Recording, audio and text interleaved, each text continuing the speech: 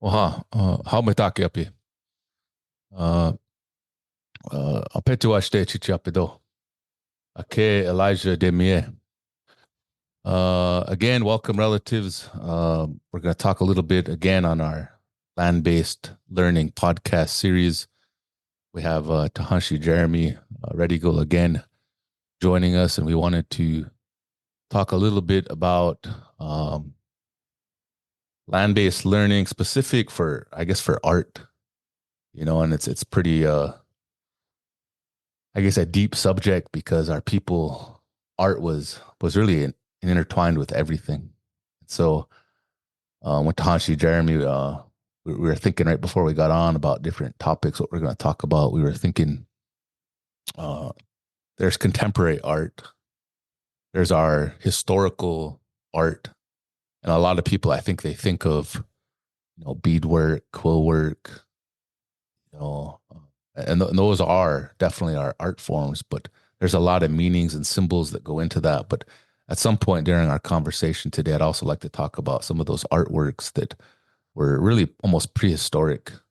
That the term is petroglyphs. I had to write it down here, and pictographs, because our people, whenever they traveled along the rock art, they would put like scribe in buffalo claws, paw prints. You'll see a lot of times what people refer to as the medicine wheel. And I'd like to talk about that a little bit too down the road, because some of our artwork, it gets commercialized.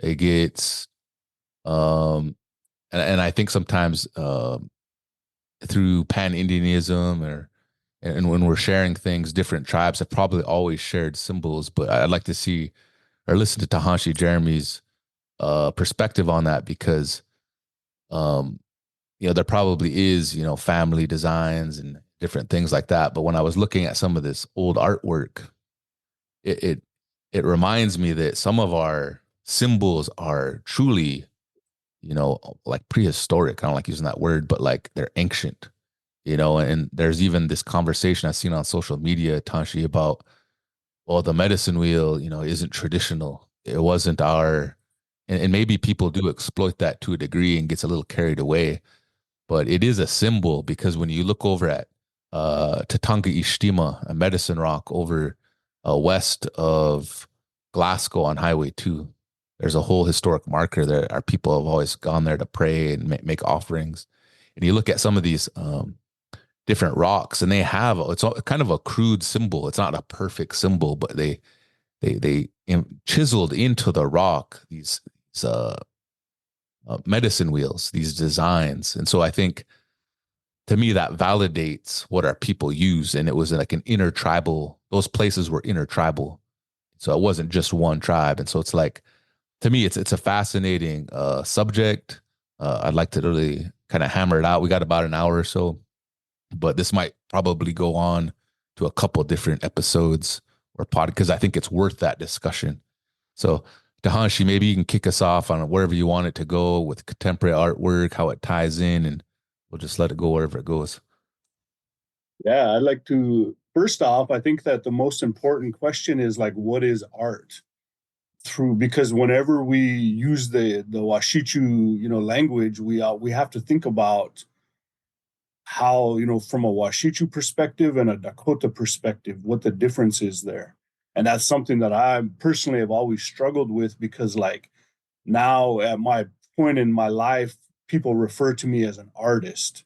And I've always struggled with that concept or that idea of what is it to be an artist. And so this conversation of going back to the petroglyphs and all of that has me really thinking about that, because to me, like, those things are art, but then they're not, like, it's something deeper, right? And for me personally, right, even if we're talking about making bow and arrows or making whatever, like, our people, the aesthetics that they put into the everyday things that they use, like a long time ago, our people didn't paint a picture to just hang it on the wall in the teepee. Like, they just didn't do that, right? Like, everything had a purpose and a meaning to it, whether it was more of a spiritual meaning or a practical, meaning. They had the word would be like utilitarian, right? We're talking about tools. We're talking about, cradle boards, things that we had to use. These were tools that we used in our everyday life, but our people embellished these things. They made them beautiful. They expressed themselves through that. So when we talk about the petroglyphs and the pictographs, things like that, that's something I've been really curious about. I've been fortunate to spend time with elders that in different areas in different places. Deer Medicine Rocks outside of Lame Deer has a bunch, and there's stories from both Cheyenne and Lakota that talk about those things. And then over in Minnesota, Jeffers petroglyphs. I spent a lot of time with Nkana Joe Williams going over there, and he would give me like his interpretations of these things and what they meant. But they're definitely spiritual, sometimes prophecies, different things like that that would occur, in these places with this different artwork that's on there. But yeah, so I think that's the number one thing is to just start off by what is art and what does that look like.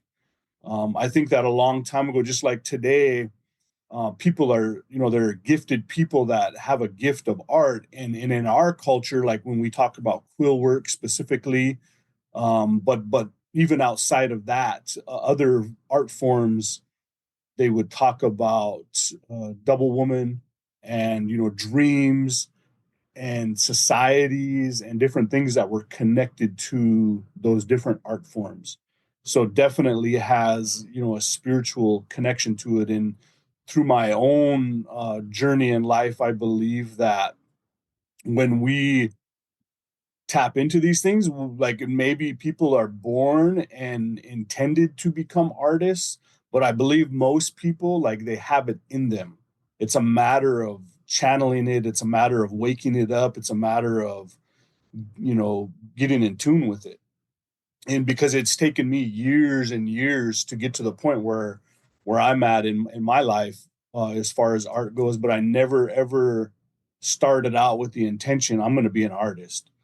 I never had a gift. I was never somebody who could draw, things really well at a young age or anything like that. All of my stuff came from learning to work with my hands, working with different types of wood or whatever it is, carving stuff, hunting, weapons or tools and things of that nature. Games, our traditional games were a big one. That's probably the biggest thing that started me off with, developing these skills of making stuff. But as the years go on, you learn to let those things you perfect the actual physical skill of being able to create something, which is a huge part of art. And then there's the part of the I guess more of the spiritual or emotional mental side that goes along with art, of being able to express yourself and taking something that is functional but then also making it appealing to the eye, I guess. And so I've been fortunate to know, a lot of artists actually in different, whether it's jewelry or painting or whatever it is, but there are those that are, to me, are really, really in tune with um, what it is to be an artist. And part of that is the connection to the past, as well as being present, into to today, and then also thinking about the future. And so, what does that look like? And an example I'll give is a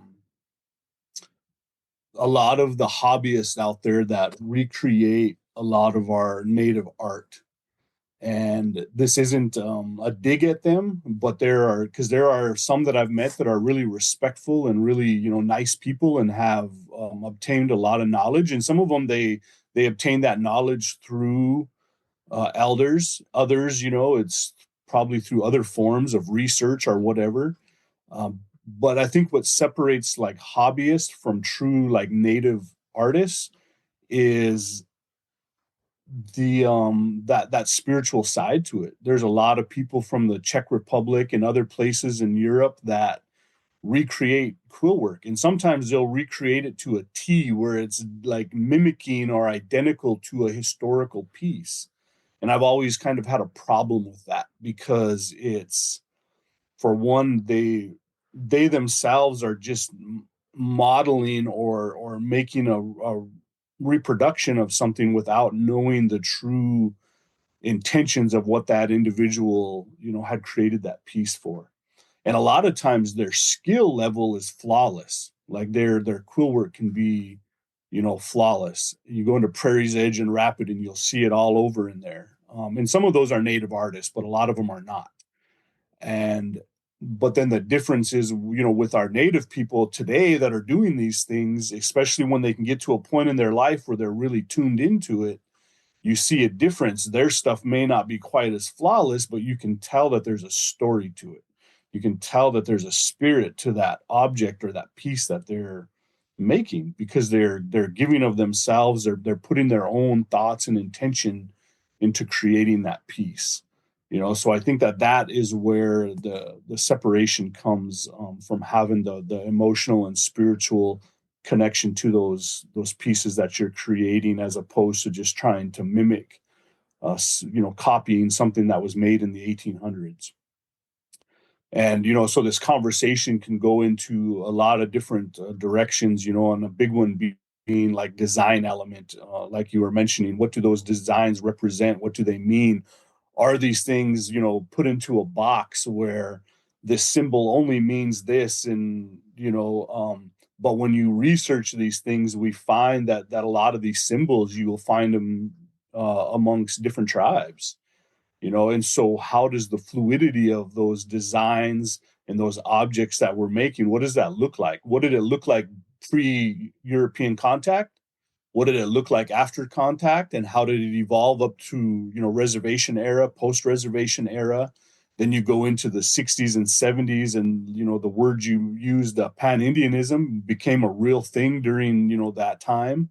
And then now I think we're in a point right now where a lot of people are being really intentional and trying to learn specifics to their tribe, their communities, their families. But in that process, of course, there's been so much.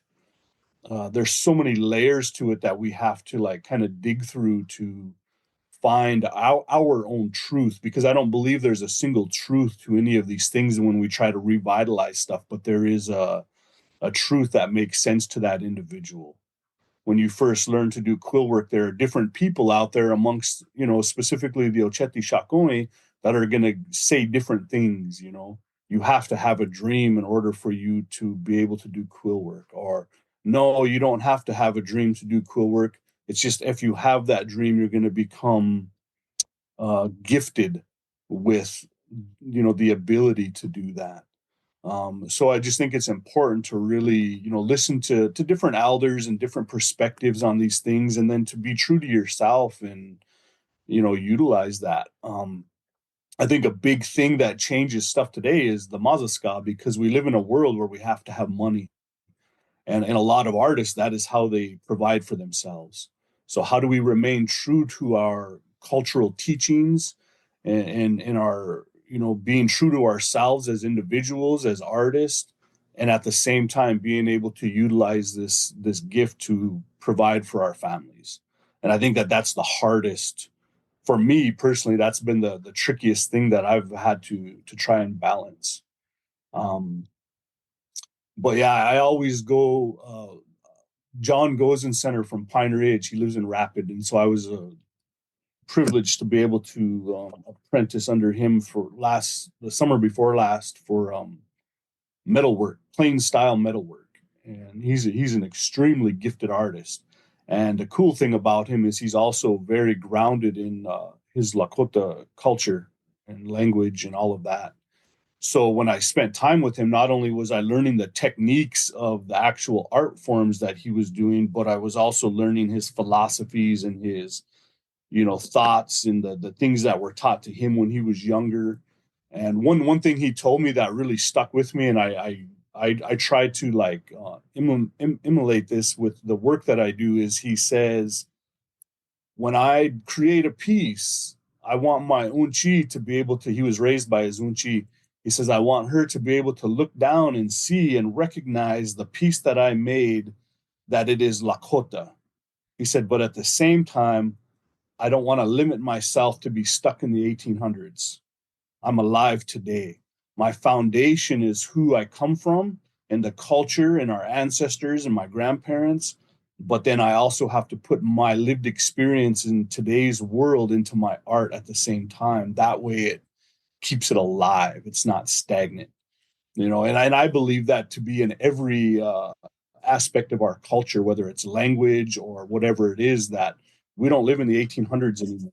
That doesn't mean that we forget about that or we don't use that as a foundation, but we don't live back then, and so we have to put these things into to modern times.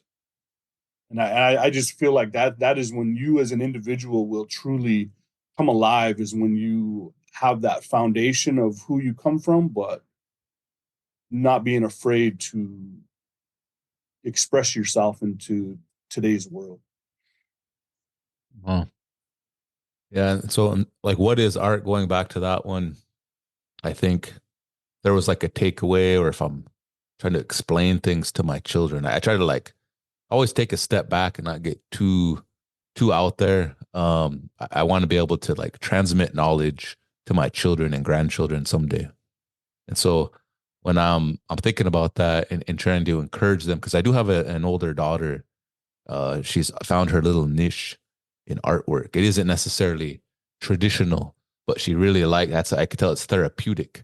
I think that's one of the main things that I think why people should explore artwork is because it's I think it's probably always been it's in our DNA and it's in our identity to explore what that is, and it's therapeutic. So anybody that's really got dove into any type of artwork, and like you said earlier, art can be many different things. And so like with me, it isn't necessarily that I want any recognition or any monetary value from the work that I've done. It's just I get a sense of like pride in who I am and my history and just learning. It's like a naturally intriguing thing to learn and be like, oh wow, nape un wakaje do, like I made this with my hands, like I think that's awesome. And so I think when I look at my daughter that gets really into her artwork, she has a little store on like Etsy or someplace and she sells it.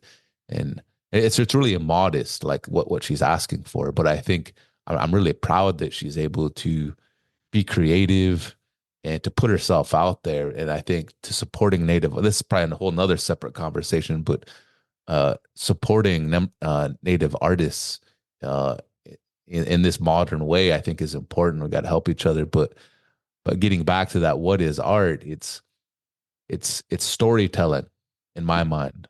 You're telling a story. You might be telling your own story, but you might be sharing a generational story from the Oyate, from your Tioshpaye, from Tiwahe, from yourself, all those levels, from the people to your band to your family unit, those types of things, and your individual lived experience. I think, and that's a huge part of our tribal identity.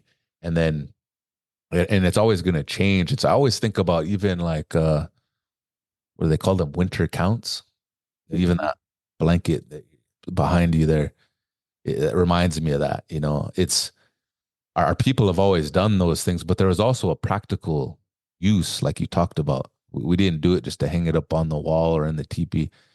It told, literally, the winter count, it told our story of where we've been in that from Ehana, but also within this past year, what we've done. And so it's in our DNA. And when you look at some of the old artwork, petroglyphs, petrograph, all those things, they weren't always the most beautiful, like perfectly designed Thunderbird or Bear Claw.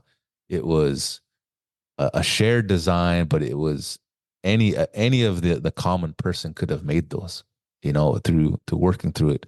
And so to me, that's what artwork is. I'm sure everyone kind of would probably agree with that, but it's variations of that. It's storytelling, and I think and why is it important? We talked about that because we want to share our story. Plus, I think it ties into our mental health and our identity as tribal people. We have to do that, and I think going back to land-based learning and land-based teachings is why is that important? It's to preserve the integrity of our tribal people and who we are, because we're rapidly moving towards a place of everything's digital, everything is a quick fix. Then we're sitting there scratching our heads, wondering why we have these health problems and illnesses, and why we're choosing to isolate too much to the point where we're exhibiting physical harm, and we're just, and even like the mentality of how we connect with each other, it, it's just deteriorating to a degree that I think is alarming. And I think one of the ways that, because we're never going to get away from technology realistically, right? But like anything else, we have to learn to like manage it. And I think a natural remedy uh to live in this modern world, and especially with my children and grandchildren as they get older, is you have to etch out time to do things. So that might mean if you have a job that doesn't allow you to express your creativity, is to look at your art. And I think tribal art, it makes sense. But I know there's some people out there that do amazing work with digital mediums, whether it's like drawing. There's what's her name? Chalissa Owen Sear, a tribal member here in Fort Peck, was one of our students. I remember reaching out to her several years ago. No, actually, we did a T-shirt design contest. This is just an example; it just popped up in my mind. But like, I wanted to do a T-shirt design contest for an event that we had, so I put this competition out to our students, and one of our students, Chalissa, submitted a piece of artwork that today we're using it for our Fort Peck Community College logo, because it was what do you call that, ledger style artwork, but Chalissa put her own style into it. And so lo and behold, Chalissa now is now like being commissioned for the American College Fund to do, artwork for their blankets, and it's on their mugs that they sell. The Black Hills powwow the past couple years, all over the place. N7, she has a product line with the N7 program with Nike. And so, and really a lot of that is just inspired through self identity and tribal identity and expression, and learning to like put themselves out there. And I honestly don't think people like yourself, people like Chalissa, there was no intent necessarily to even make money. It's just like a passion. You want to do it, whether people like it or not, whatever, right? But it's like you're putting it out there because it means something to you. And so, and so I think, so with someone like Chalissa, it's existing in both, I guess, a traditional concept of art and a modern digital way as well. Because I remember even at the time, Chalissa submitted it, and it was just like literally like a hand drawing. But she worked with her brother, who was good at digital stuff, and digitized it for her. And so we ended up making it work as our logo. But now, last time I visited Chalissa, Jalissa's out there, learned how to digitize stuff herself. Now it's been several years. And so we transition, we grow into our artwork, and it evolves. And I think that's what you were alluding to, Tahanshi, with, our ancestors probably don't want us making the same old ledger style, bear claw, but that means that we don't like forget about it, but we can use it and maybe enhance it, and maybe it makes its way into other digital forms as well, And so I don't pretend to be like this big time artist, but I just do it as like a ikchewi chashta common person, because it's fun. I think it's healthy, and I think that's something that all of our tribal people can express themselves through. So, and then I remember you were talking about some of these sites, and maybe even down the road we'll talk about this in more detail. But in Fort Peck, anyone, and I know there's probably many other sacred sites or spots that had petroglyphs, pictographs on them. But there's a spot specifically over west of Glasgow on Highway 2. It's probably about 15, 20 miles east of Malta. So it's off the reservation. But right on Highway 2, there's two rocks. One's called Medicine Rock, and one's called Sleeping Buffalo. And right off the side there, you can pull off the side of the road. And when you look at it, there's two rocks. I remember stopping at this spot ever since I was little, as far back as I can remember. If you're going to Fort Belknap, you're going back to Fort Peck or wherever on Highway 2, you'll always see natives pulling over there. leaving offerings, putting out tobacco, cloth, sometimes even money, mazaska, or some chocolate or something, some type of offering, and they would put it either on the rock or right next to it. And I think that and there's a whole story that goes with that. In fact, I have a recording of Tashunga Saba, Ken Ryan from about 10, 15 years ago, where he gives his version of that story.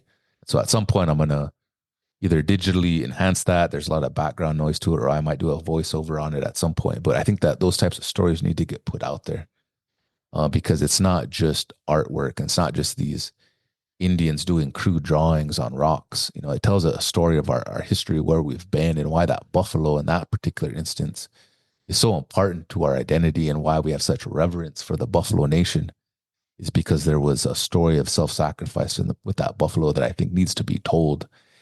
And so some of those things, and there was another one, was it Tanshi Tanner, you know, a few years back, introduced me to an elder over in Sisseton, and he had a story about I think they called it Wakia Owe Ia Thunderbird Track Rock. They talked about how at one point, you know, this rock was always a spot where the Sisitoan people would go to make offerings, and but it was literally a rock with a Thunderbird track on it. So, like you were talking about, sometimes when you listen to those stories, it really kind of motivates you to want to learn your history.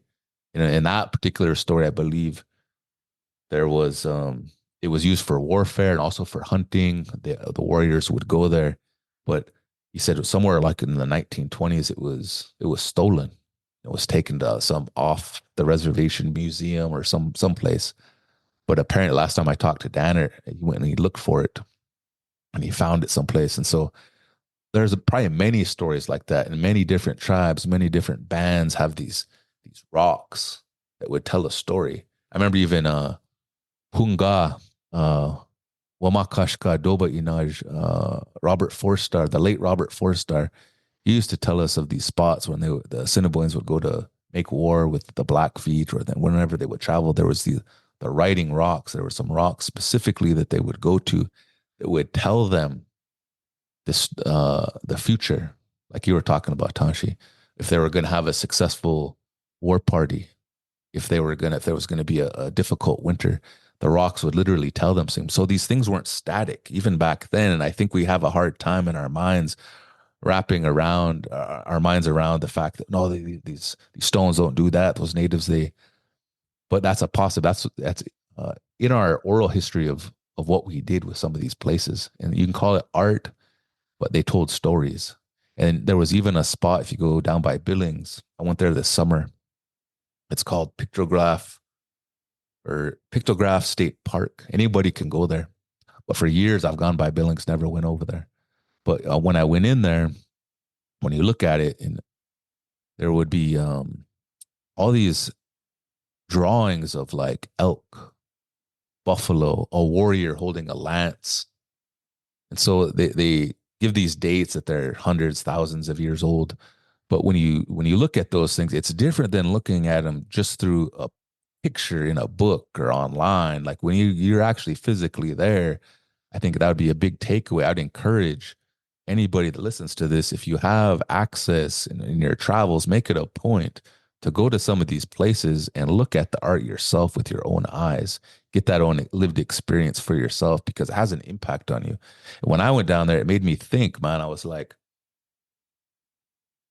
it could have been one of our ancestors that was through this place at some point, you know. But like what they were saying is there was probably multiple tribes in these areas, so we might not even know exactly when or which tribe put this artwork on there. And probably it tells a story going back for thousands of years, where certain artwork was like placed over the top of certain artwork or added to, you know. And so it's just super interesting. And I don't know if Tasha, if you want to like add on to that part or whatever you want to share, but I think there's just so much in there that um, we're connected to it, and that there's a certain time to harvest those things. And as much as we can get back into that lifestyle, I think we'll get healthier and healthier as a people.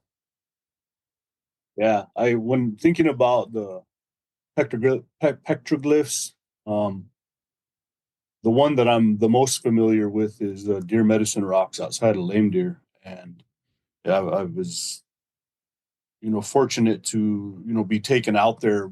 Philip Whiteman Jr. from Northern Cheyenne, he's taken me out there a few times.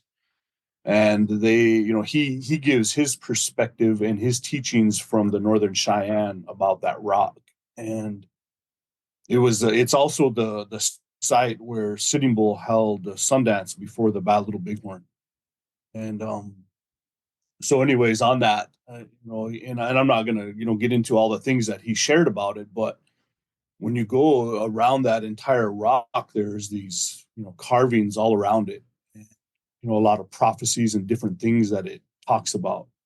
But the last time I was out there with him, he would say that these uh, carvings, that they actually were not put there by man, that they come from within inside the rock and appear, to be carved in. And one spot where there was because it's sandstone, right? So sandstone's kind of like a fragile rock, that's easy to break. There was a piece that had busted off, and it had broke off right in the middle of one of those carvings. And you could see these lines, the part that was broke off, you could see these lines with inside the rock. They almost looked like lightning the way that they were shaped, but they lined up exactly with the carving that was still intact. So I found that to be really interesting. But then next to it is a big rock that is shaped like an owl, and that one I've never gone over there to, and I don't think that he was comfortable sharing that because it's probably not his story or anything that he was taught. But that is where Crazy Horse's vision is, on that rock that is shaped like an owl. But the interesting thing, especially, and I've never done the work of like a TIPO office or being out on the land when they're, they have like TIPO workers. I have a lot of nephews, and my son did it for a while, where when they have to, when people, they put in power lines, whatever it is that they're doing, when they're developing or building stuff out on the land, they have to consult with the tribal historic preservation offices, because now there's laws in place to protect these kind of things, right? And but I have visited with many people that have worked in that field, and it's crazy how much is out there, how much on on the farmland or wherever. Now most of it is all privately owned or whatever, but whether it's medicine wheels, rocks with carvings, rocks that are placed in a certain way, they're everywhere. They're out there. And some of that stuff, there's still knowledge about what those things pertain to, and then there's some that we don't know and may never know. But yeah, I think that's it's just a good place to start when we talk about this art form, because like I said, with a modern word of art and what that is, I don't know that those things even fall into that category. But us as Dakota people, we know that is a foundation to who we are as a people. And going back to these the more spiritual side of these things, like there are stories with quill work when they say you can take these things and you would make offerings and leave it outside, and then the double woman would come, and like those things would be done, completed when you came back, right? So those are definitely like more deeper spiritual conversations connected to our art. But I think that is the foundation of it, and then comes in the physical part of actually learning those skills and those techniques, because these weren't things, in my opinion, that were like primitive, like our people were just messing around one day and figured out how to do something, like through visions, through dreams, through whatever, these things are revealed to us and they're shown to us. And that's why a long time ago, and every tribe was different, there was a lot of times protocols that went along with learning these things.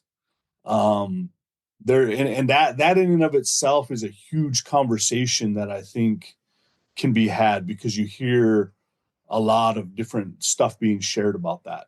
A big thing today that people talk about is gatekeeping, and I struggle with that concept, because I know there are people in our communities that gatekeep that, they want to have the knowledge for themselves and maybe are stingy with that, whether it's for monetary gain or whatever it may be. As an artist, you develop little techniques and you don't just share some of that stuff with just anybody. But then there's other people today that are really pushing to share any and all with everyone. And I struggle with that. I don't agree with either one. I don't believe in being a gatekeeper and keeping stuff to yourself. I also don't believe that, culturally, we just give away all of our information to anybody that wants it. That these things are earned, and because it's about protecting those things and teaching the proper protocols that go along with these different art forms. And so, like we talk about, because we're both, bow makers, and when I shared a story about the lightning grooves on the arrows and what I was told by an elder of how those things came about, is definitely a spiritual reasoning to that. But when you do more of like academic or studying bow and arrows from historical time, you're going to have a different perspective on those things, and it's going to not have that spiritual foundation to it. And so we as Dakota people know that spiritual is connected to it, that there's no separating that or taking that away from it. So I just challenge people with that much, is to at least think about those things, and don't be afraid to try to learn stuff, but really do your best to go and talk to the elder, and not just any elders, but people that really truly have knowledge of those things, and have, especially if it's been handed down to them from Ehana, that they're generational. Like a lot of in the Southwest, a lot of those Dene, they'll talk about being a lineage silversmith, and of course we know with their silversmithing, it came from the Spanish, but from the mid 1800s when they started that, there are families that they hand those things down to their sons, their daughters, whoever, and there are techniques that they will never share with other people. They'll share the basics of silversmithing, but they won't share some of the things that took them generations to acquire the knowledge on how to do these things. But there are definitely families that have held on to these more traditional styles of art, quill work, beadwork, hide tanning, whatever it may be. So being mindful when you go into doing these things, that you're just not utilizing just any designs or just any techniques of how to do it, but having an open mind and manifesting those things, that when you're doing it with a good heart and good intentions, things are going to come to you, and they're going to help you. They're going to add to your toolbox to be able to do these things. And I think that when you talked earlier about the mental part of it, I think that's huge, because Unkana Joe, he would always tell me, he would get excited whenever I would show him stuff that I was working on or making. And he's the one that told me, "Nape tayaki junwo," you always use your hands in a good way. So when we're making things, we're keeping ourselves, and even though it's physical with our hands, it's mental, because it keeps your mind off of stuff. And I remember visiting with somebody about washihara, when people are in grief and mourning. And traditionally, today it's different. Now we'll have a memorial after a year, and we'll just go and buy dollar store stuff or go buy star quilts from somebody else, and then we use those things for our giveaway. But traditionally, the purpose of that, what Kunshi told me, the purpose of those things was during that year, because they say when you're in mourning, you don't go off and about, you don't go to celebrations, powwows, things like that. You stay home, because of a psychological part of that grief where you're processing through those things.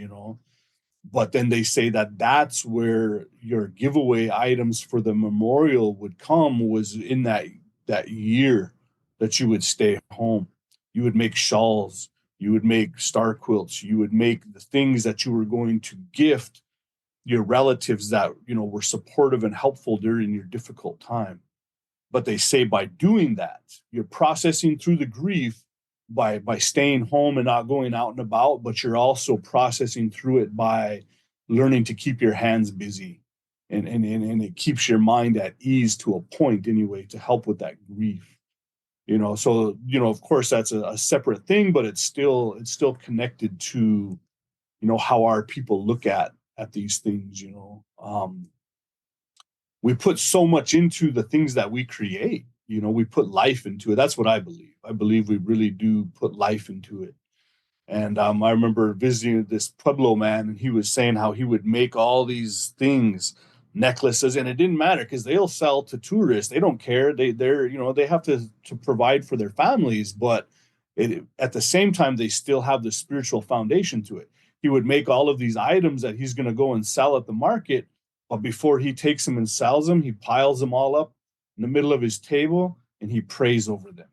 And he prays over them for whoever it is in the world that's going to come and purchase these things and are going to wear them. So I really try to hold myself to that same level of just really incorporating the spiritual side to our art forms.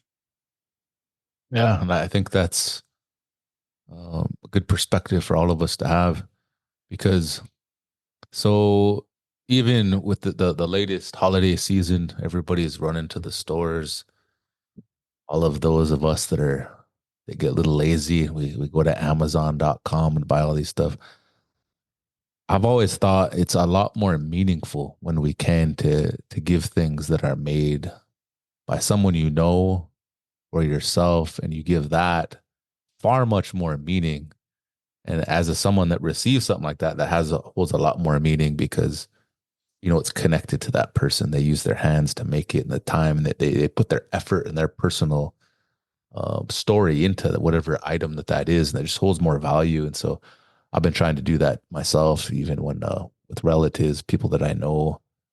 Give my father a gift. I made him a itazipe and ojuha and all this stuff all this stuff that arrows, things that I've been working on. It's just the act, I think, of giving too is important. So our artwork's tied into all that stuff, and I think you make some good points with that. And the other thing, maybe at some point we can talk about it. I try not to get too negative, but I think it's also, you can't ignore things either at the same time, as long as we approach things in a good way. Like, you'll hear these terms, cultural appropriation.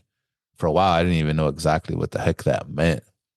But a classic example, I guess, would be like if you go to Walmart and you buy some knockoff star quilts made in China, you know, that's an example of a corporate entity or someone else trying to take advantage of native artwork and profit from it, right? They're giving no credit to the native artist. So I think that's something that maybe not at that level, but I think we should all be aware of, is supporting, at least looking at sources of the art, where you're buying it from, and when you're selling it. And what is that, the traditional copyright, Tahashi? Just say where you got it from, right? Whether it's you're telling a story, a song. Same thing with art, your physical artwork. It's good to know where you got it from. It holds more meaning. There's a story connected to it. And so, and I know, like through social media, sometimes there's only certain people are allowed to do certain types of artwork. Only certain individuals that maybe have like a tribal member status should be doing this types of artwork. And, it's a thing, but I personally don't like getting caught into it too much, because I think some people, I don't know what your thoughts on this one are, Tanshi, but I also look at things. I don't want our tribal people to get discouraged from like putting it out there, you know, whether that's, if they choose to sell, that's one thing, but like just get involved in the artwork. 'Cause sometimes that negativity kind of creeps into certain areas, whether it's language learning, whether it's making traditional art, almost any of the tribal stuff that we tried to revive. It seems like it's connected to it. Dokri Dukcha, Tashi. I definitely think that just like anything in today's world, it's hard because of the monetary, the money, and how that can be used in a good way to help people provide for themselves and to live a certain lifestyle. And it also can be, it can corrupt things. You know, powwow is a prime example of that. The foundation of powwow, where it originates from and what it means to our people, is like an amazing thing that is so ingrained in who we are as a people that it's to me it's very important that we, you know, participate in those things and are involved in those things. But then there's the powwow world where we know that it's who's who, you know, and there's just a lot of status and, you know, corruption and whatever it is, man, different things that are associated with that world. And somebody had said this once, and it was like just a perfect thing. They're like, the powwow circle to me is the most beautiful place in the world and also the most sickest or dysfunctional, you know? And I see that. So I also see that in the art world, since, you know, both my wife and I had attended Institute of American Indian Arts in New Mexico.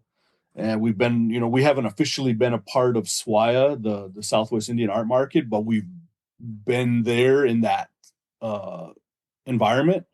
And I've been around very, very successful artists. And you see it there also, you know, where money can change people or money has an influence on how people do, you know, things. But at the same time, you're always going to find those that have remained true to their teachings and to what they believe, you know, the moral and ethics side of, you know, the art world. Um, so yeah, I just think about that, and the cultural appropriation is a huge thing, and there is no like clear definition of what that is sometimes. You know, because this isn't just about non-native people coming in and appropriating our stuff, which is definitely a thing and is definitely a concern, right? But we even have native on native cultural appropriation, you That's what I know. was gonna try and get to too, is like, I think it's we do it to ourselves, man. It's like the obvious ones are to point out the ones that aren't, right? But then like they kind of start blurring some lines where we start like knowingly taking things that aren't of our own, or it's just something to be aware of. I think we need to hold ourselves accountable to that somehow. There's got to be a mechanism, some way to do that. Yeah, and it's not easy because there are things like an example is Dakota floral, right? 15 years ago, you never seen Dakota floral. It just wasn't really a thing, right? Like I'm sure there were people that had knowledge of it and maybe did it here and there, but it just wasn't a thing. You know, and of course social media is huge, right? Because that puts everything out for everybody to see. I believe Avis Charlie was probably one of the first that I seen start incorporating Dakota floral into her paintings. And then you slowly start seeing other people researching it, getting more into it, and now it's blowing up, man. You see it on fabric, you see it everywhere. So there was, you know, discussions, you know, a couple months ago about this, and people, you know, starting to become like really protective or defensive of like other natives that are not Dakota that are doing Dakota floral. But then you have to be careful because when you really research, you find that like Arikara had similar floral patterns that we had. There's a picture, and I don't know where the history of where this came from. I have no idea, but there's a picture of Ice, who is a was a Cheyenne spiritual leader, and there's a photograph of him wearing this entire vest, cuffs, leggings, and it is all floral quill work, identical to Dakota quill work. So was that access through trade, or we know that the Cheyennes had migrated from northern Minnesota, you know, hundreds of years ago, and they retained some of the woodland culture. You know, through my research, I found that. So like, was this a part of their connection to that, or was it something that was acquired in trade? We have different types of Dakota floral. There's curvilinear, what they call, and it's just a different style of the beadwork. But yet you'll see crow items that also have very similar style. A lot of Métis had very similar style with that. So you have to be careful to say, this is Dakota floral, and why are those people doing that? Because they too had similar designs. So those are things that we have to keep in mind. And one, the swastika, people call it a whirling log. You hear it called different things in the representation and the meaning of it. So that's a big one that I've been researching lately because I'm curious about it. Dene people are well known for using it, and they've continued to use it even after World War II. And Hitler had stolen that design, used it for to represent all the atrocities that they committed. Neo Nazis, skinheads, KKK, all of these people, they still utilize that symbol to represent their hate and all of these things. But for us as Native people, it was a symbol that has been used for who knows how long. And so Dene people continue to use it. And now you're starting to see other people, bring it back. But I've been researching it and studying it, and you find it everywhere. You find it in so many different tribes, used in so many different ways. And, the way that they would design it, would, just be creative. It'd be a little different than how this person, instead of just straight lines or whatever, they get creative with it. And then those teachings of what that design means may not be the same between all of those places. So you have to be careful if there's a certain design or a certain technique or something that is relevant to you or your family, that doesn't mean that other people didn't know it or can't use it. So you have to really educate yourself, and then the spiritual side, pray on these things, talk about it, have conversations with people before we just jump to conclusions that people are appropriating stuff or people are stealing our designs. That's a big one that I hear. We could talk for days on just design element and what different people's opinions are or what their teachings are about those things. Times things evolve and change through time, and there's no undoing that. In the early 1800s, when you look at some of the earliest Dakota uh, items that are in, usually in possession, the museums, it's different than the stuff that was made in the 1860s and 1870s. The style changes, the items in which they're using changes, all of it. And even like a big thing that I work on right now for my wife is traditional dyes for porcupine quills, for quill work. And it's like there's really very limited knowledge on traditional dyes because our people, and this has been proven because they've done research in museums where they've tested this quill work, our people started using commercial dyes in the 1850s.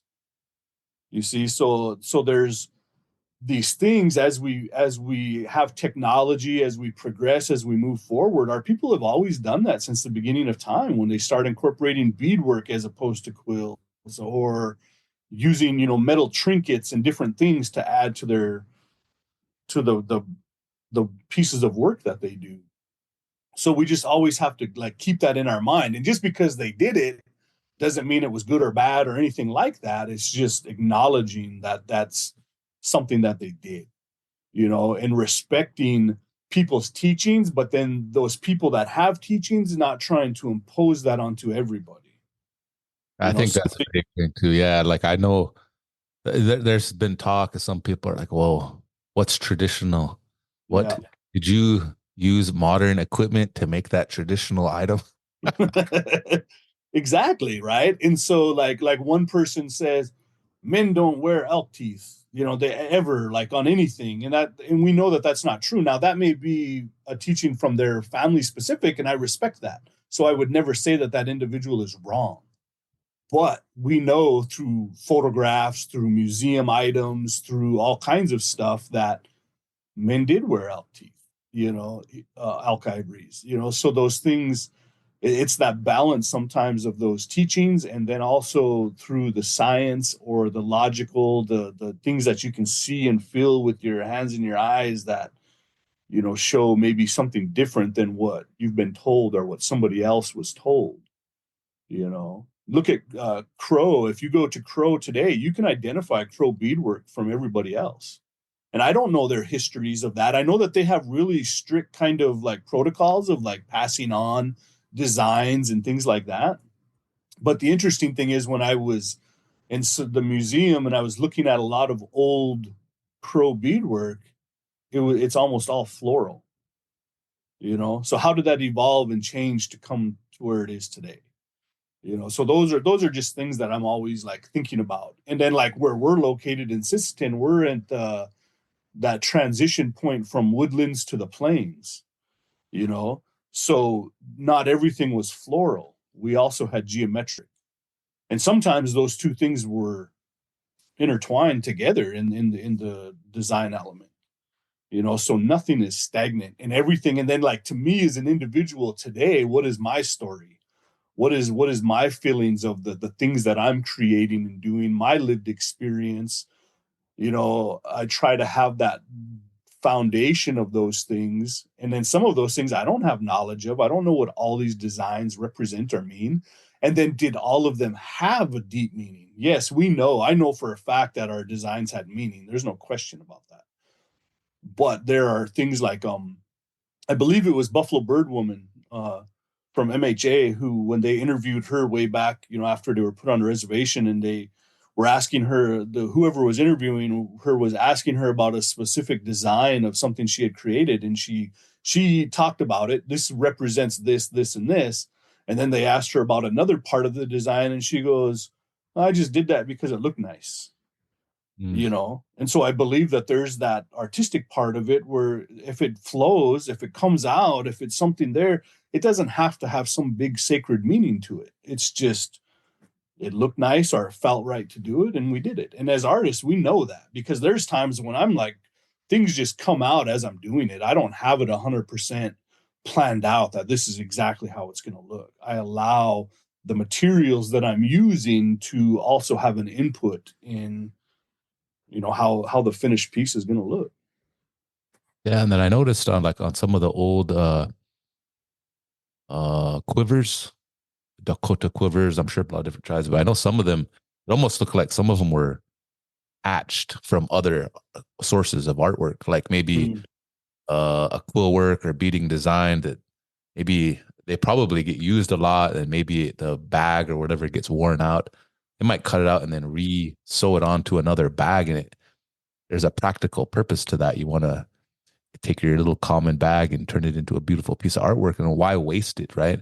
So I'm sure that happened, and maybe through that transmission, maybe somebody lost the story or whatever, but they understood it was still came from a Dakota source or whatever tribal source, and it was still relevant to them. And so I could see that being a thing. And so, oh, well, I think Tanashi, we might have to wrap it up here for today anyway. We could probably pick it up next week. I know we want to talk about, I guess, the land itself, plants, different things like that are connected to art. Or I think a good thing is like the materials themselves, sourcing, yeah, hides, furs, the old school beads, made out of pipestone, whatever, bow and arrows, because we acquire all of those materials from the land. And of course today we're using all kinds of modern stuff, but traditionally it all came from the land. So I think it would be good to go into part 2, and we can have a more specific discussion on that. For sure, because like the other day I messaged you, I was like, had this vision in my mind. I'm gonna make a wicked bear claw necklace. I'm gonna use buffalo hair, man. So I went out to my shop. I had some buffalo hide out there, so I took some longer pieces. The other day I started almost like when you make a bowstring. I took it. It was kind of tedious. It was, some of it was like narrow. Flemish twist. Yeah, Flemish twist. I was sitting there twisting it, and I got a good little section, but I guess that's part of my own learning. It probably doesn't feel right. You can kind of feel when you put it on your neck, but that was something I just tried. That was my own creativity, but it still makes a wicked rope. It might not make a great necklace, but things like that, I think it's kind of fun to experiment. And I think increasing your network, someone like yourself or anybody that's listening, you kind of find like a little network and kind of bump ideas around off each other, and you kind of, it's part of that socialization. I think it's something that we can all benefit from. So, but yeah, Tanashi, we'll pick up on this maybe next week or whenever your time allows, and we'll put it out there for people to consume and hopefully get something good out of it. So, Hanakcha. Oh, Vacha. Dokstake.